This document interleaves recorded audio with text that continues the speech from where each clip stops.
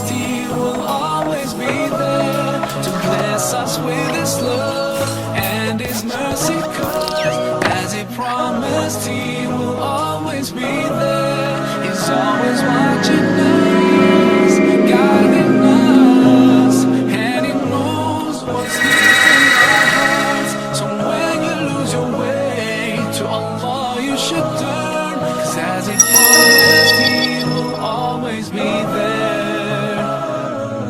Allahu Akbar.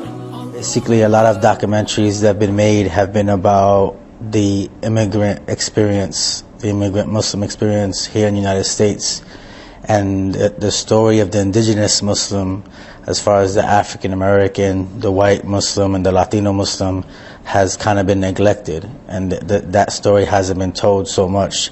You have stories about like Malcolm X, but nothing really too much after that period. So I wanted America and different people throughout the world to experience the struggle of American Muslims who are indigenous, who are not immigrants to the United States. You grew up Jason Perez, Roman Catholic, and then at a certain point in your life you decided to convert to Islam, and now your name is Hamza Perez. What happened in your life to cause you to make such a change? Basically, different things throughout life. People try to get happiness from money, from clothes, from partying, and none of that stuff really quenched my thirst of what real happiness was. To me, real happiness comes from the source of the one who created happiness, and that's the Creator. So no matter what I was involved in, whether if I had money, whether if I was partying, it was never true happiness.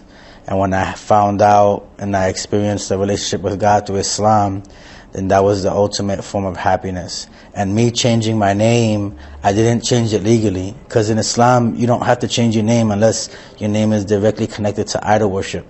So legally my name is still Jason Perez, but Hamza was kind of a name that I took on to kind of like shed some of my past and my negative characteristics and my negative influences of maybe people I was hanging around with, to kind of start like a new mentality. But my name is still Jason, and I have no problem with people calling me Jason as well. That past included drug dealing, right? Yep, I used to sell drugs from an early age. Used to smoke a lot of weed and seen a lot of things in the streets, and seeing these lifestyles, it just, when you know when something's wrong, then you can identify when something's right.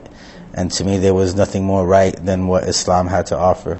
And you address a bunch of different challenges that you've experienced definitely. yourself. As far as like discrimination, as far as more global issues, stuff that's going on in the Middle East, and stuff that's going on against Muslims right here in the United States. I've seen more harassment and more aggressive approach to American Muslims in the new administration, almost in the first and last year, than the Bush administration. You're speaking about U.S. President Barack Obama. Yeah, definitely. You know, since Obama been in office, Muslim Americans have been murdered, you know, secretly detained, more than the first year of Bush being in the office and his last year. So to us, it's, you know, as American Muslims, we don't get too much caught up in the hype, you know. Did you before he became president? No, no, not at all. You didn't believe the change? I've never voted in my life, you know, and I believe that change comes from an individual, by that person changing themselves and changing their home, then trying to change their community, and then you work your way up.